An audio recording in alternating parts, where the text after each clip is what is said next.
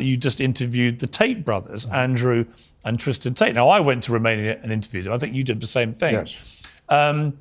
What's that got to do with the church? I mean, why, again, if you're running a church which is put out for events, why would you have a moral problem with someone sitting down with two people who are accused of various offences but have not been convicted of any against somebody who was in the mafia? Again, I don't understand that, but I'll tell you how out of control it got. I spoke to the pastor of the church here, and he was getting a lot of flack from people that were calling up and saying that I was going to do this event and Andrew Tate was going to be on video and we were going to talk about it. Absolutely absurd, nonsensical.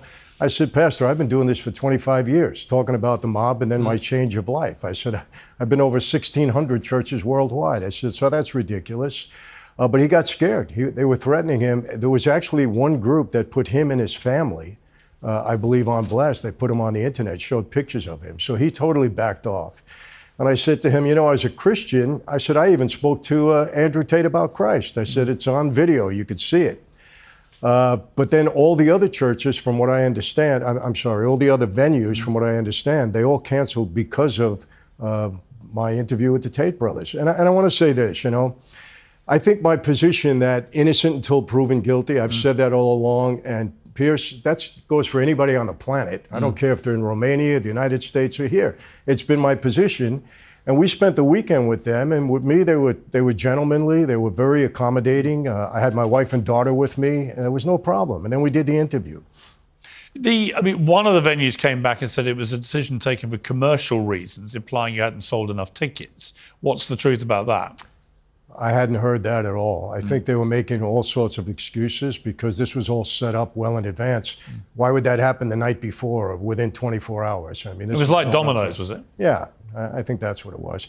They weren't trying to openly say what the reason was that it had to do with the Tates. Some of them didn't, but it's not a coincidence that they all did it at the same time.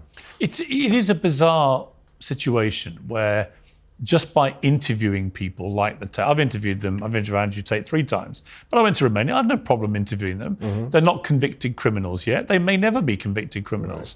Right. There's certainly people that have a huge following around the world, Andrew Tate in particular. I would say 1 in 5 people that come up to me on the street are younger men who want to know what's Andrew Tate really like.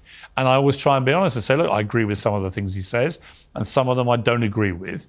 But I can understand why young men gravitate to him because he has a message of taking care of yourself, working out, not abusing your body, being a hunter, provider, kind of masculine kind of guy. I get why young men who feel a bit disenfranchised from society are gravitating to people like him. Absolutely, and I feel the same way, and I've supported that with him all along. And I think that's a great message. There's no question about it. And I've had so many young men come up to me also, the same thing.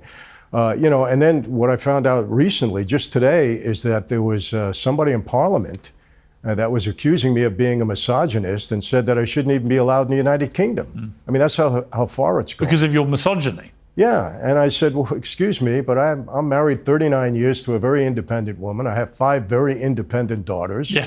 And I'm anything but a misogynist, and it's amazing that just because you have a relationship with someone that you get tagged like this. But also, it's just a warped morality. Now, when I heard about this, I was trying to get my head around the fact they're booking somebody who has talked very openly about being in the mob. Yeah. And we all know what that entails. You've been quite open about a lot of the stuff you did. And you've renounced that side of your life. Absolutely. And you talk very openly about your Christianity now and your beliefs and how you feel about it all. And that's an important message for people to hear, I think.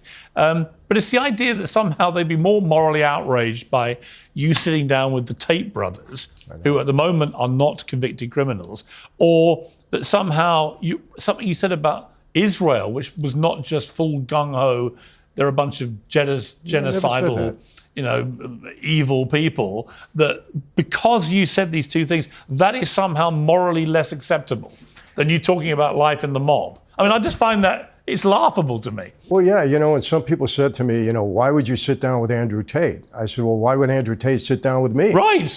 I'm a former mobster. Exactly. Yeah. Yeah, it's just this strange morality play which is going on in society where There's so much hypocrisy, so much double standard. I know.